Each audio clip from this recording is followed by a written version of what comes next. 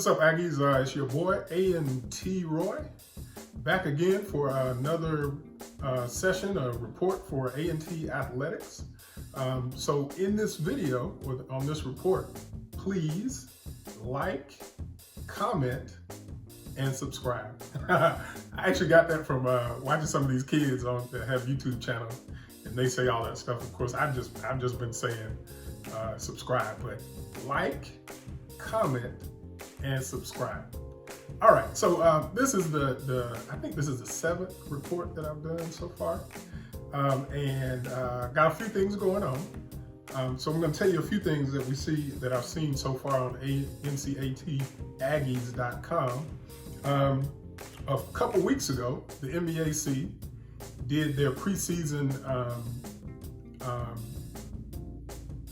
first, second, third team, offense, defense, all those things, the preseason awards or prognostications for players for football. And so how about we, the Aggies, have had named the offensive and the defensive players of the year.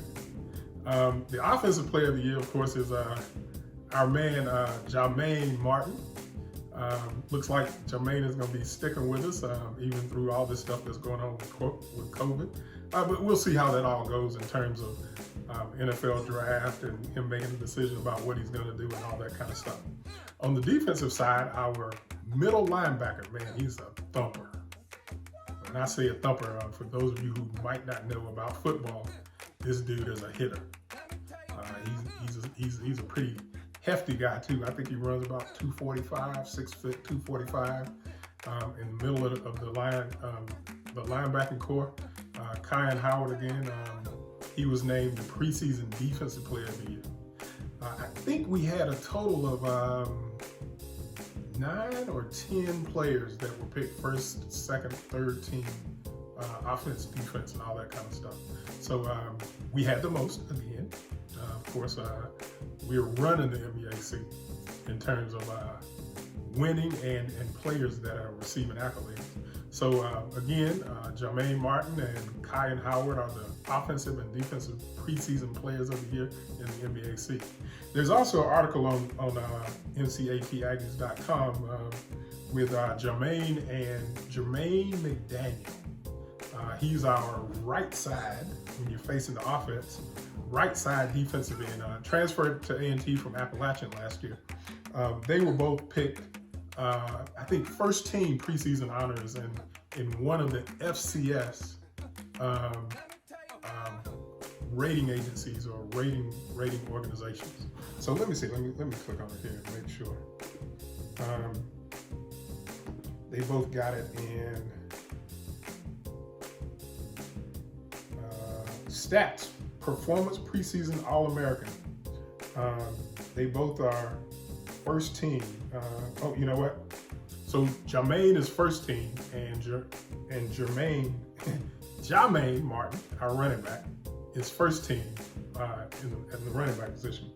And then Jermaine McDaniel he earns second team honors for the stats performance preseason All-American team. So that's that article. There's also a new addition I see today.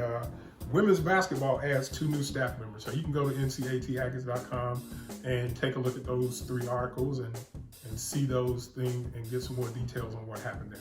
So in this episode, you're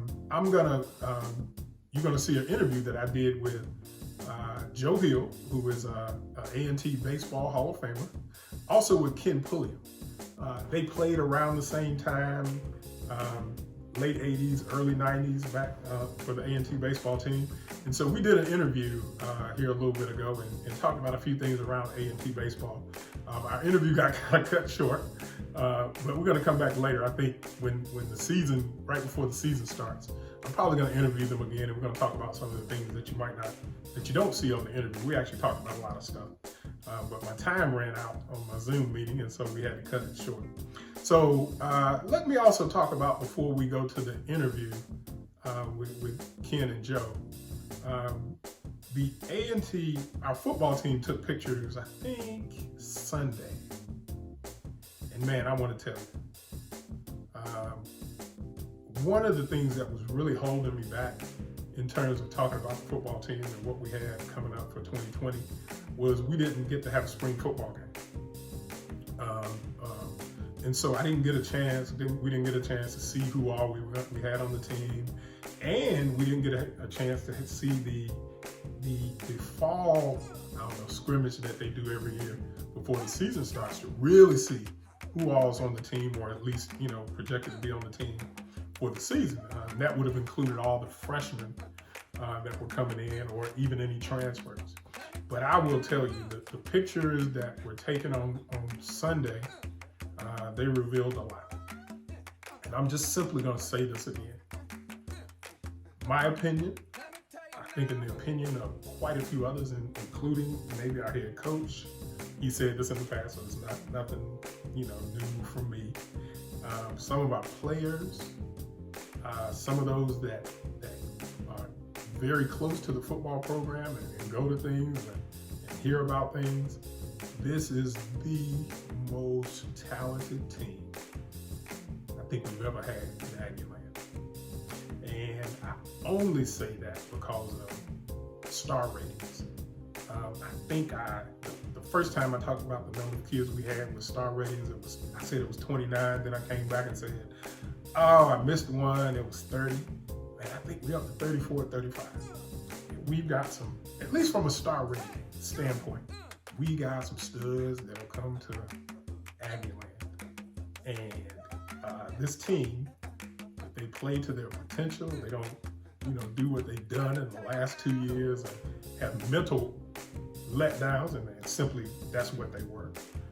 They simply were not in those games. Both Florida A&M and Morgan State the last 2 years, mentally they weren't there, and you could see that by how they performed afterwards. You see that they really played football after those losses that we took. Matter of fact, all four of them were very close. I think it's probably less than 15 points total. I'll have to go back and look at that. But less than 15 points total. Every one of them, I think, except the Morgan game last year, came down to the very end of the game pretty much. And so, this team, the 2020, 2021, whatever it's going to be, if we play in the spring, I think that hadn't been determined yet. But I'll also say that maybe taking the pictures in it is an indication that we may. But if we play in the spring, this team is going to be tough to beat, especially in the NBAC. And what I'm really saying here is that we are, they rank us 18 in the FCS preseason rankings, but those rankings really don't include quite a few of the players that we currently have on the team that have transferred or whatever. We're probably upper echelon FCS. I mean, top 10, maybe top 5, in my opinion. Okay. So Ken, before beauty. Yeah, I guess that's the case. I don't know. So Ken, what's your current connection with A&T baseball, the program?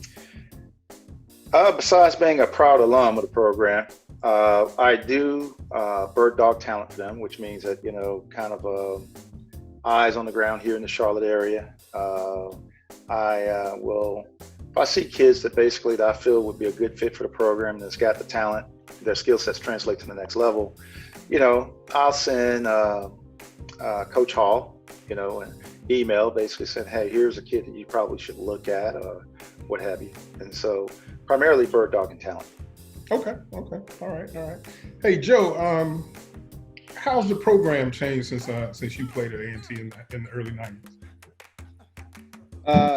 It has changed a lot, and I love the way it has changed. I kind of wish that it was the program when I played that it is now.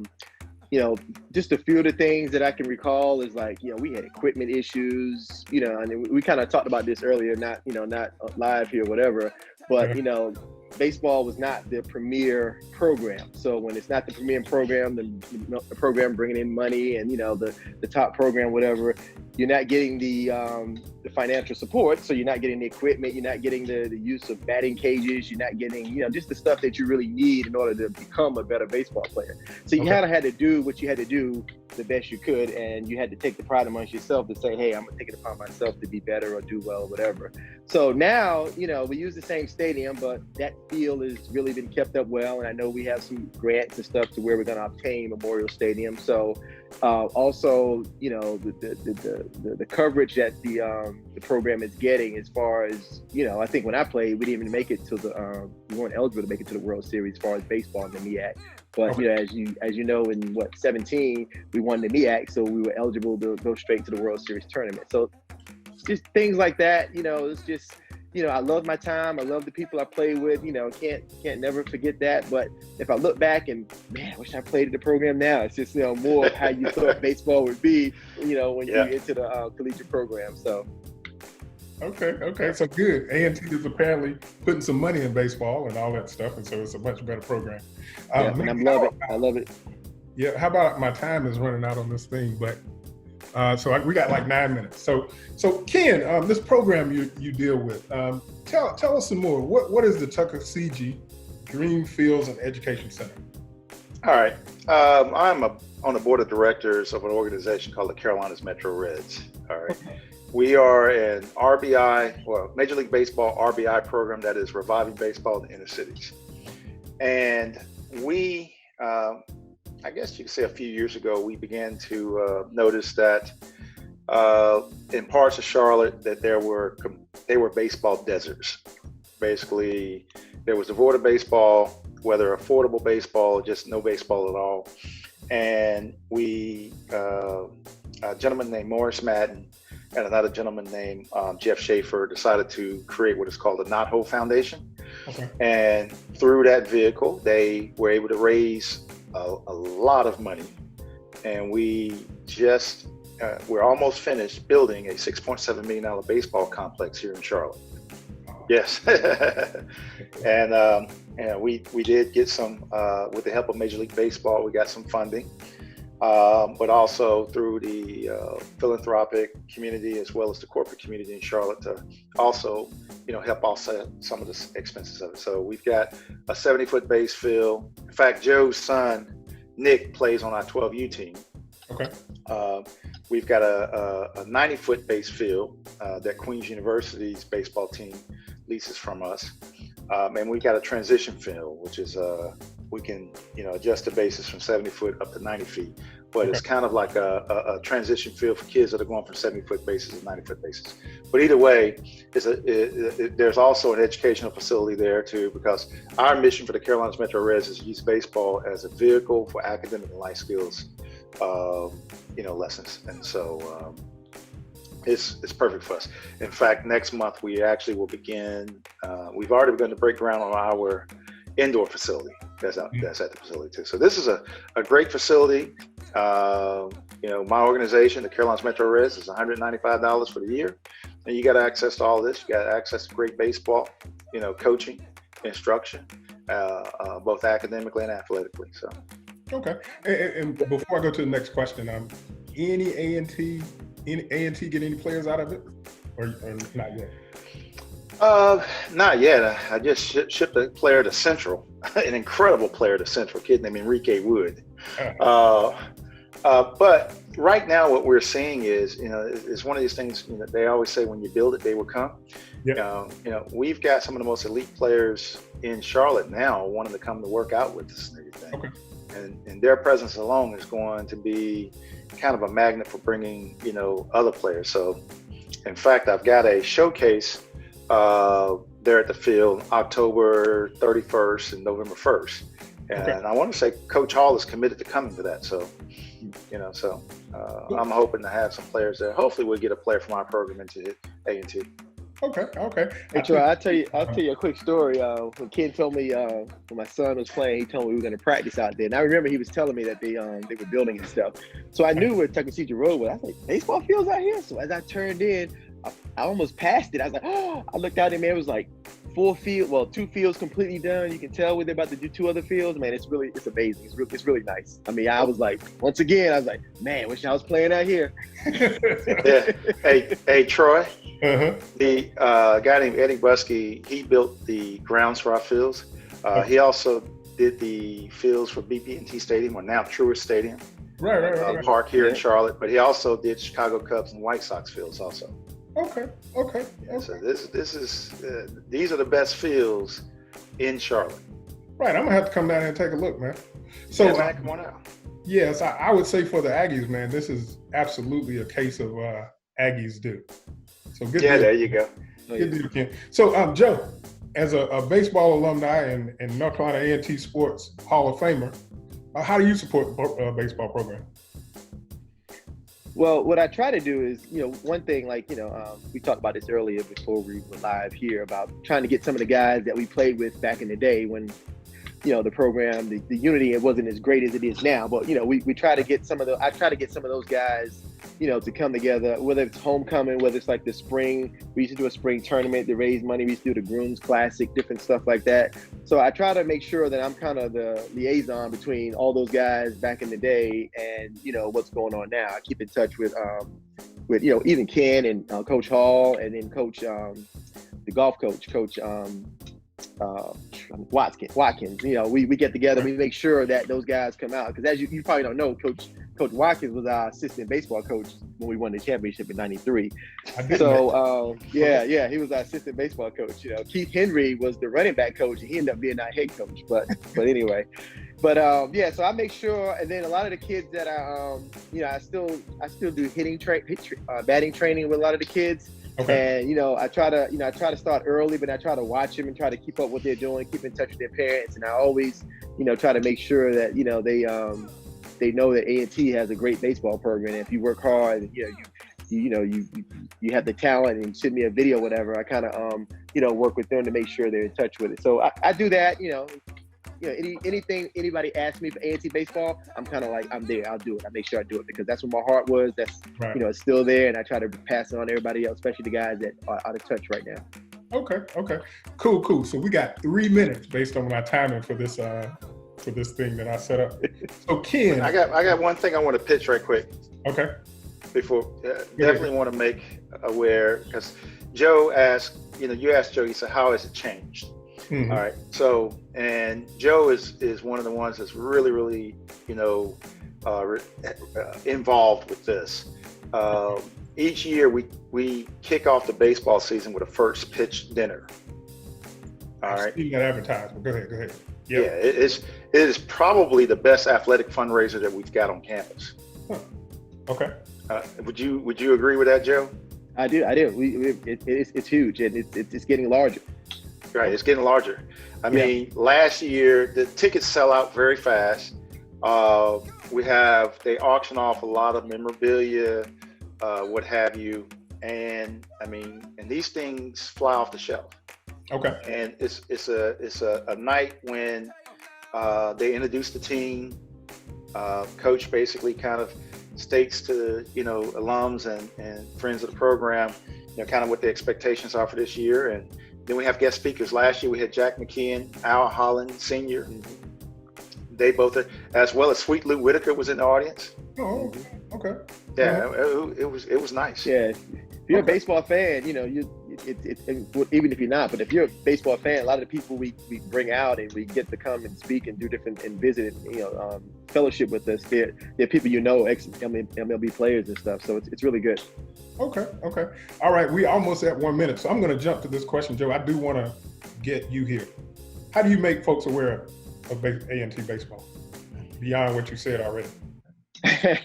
Well, the one thing we do, I know Ken does it. Anytime, unless we're associated with like Carolina Reds, like Ken is, whatever. I have A&T baseball attire on everywhere I go. Yeah. I mean, my wife and family be like, we had a picture of what my husband and dad look like. He's like, he has on some A&T shorts and an A&T baseball T-shirt. Uh-huh. Other than that, also, I tell the parents, that about the program I kind of spoke of earlier, and I kind of make sure that, they know that, hey, the MEAC is Division One, and a lot of people don't know that because we're predominantly HBCU, and now we're going to the Big South, so baseball's going to even be bigger. So I spread the word. I'm on Facebook. I make sure that everyone knows when something happens with baseball. So and I'll let Ken speak on that more too, because him and I do a lot of stuff together that kind of answers that question as well. So, well, first thing, tell him the name of your dog. My dog is named Aggie. If I say it loud, he's coming in here. So that's the end of the report for this week, and I'll talk to you next time. And Aggie, pride.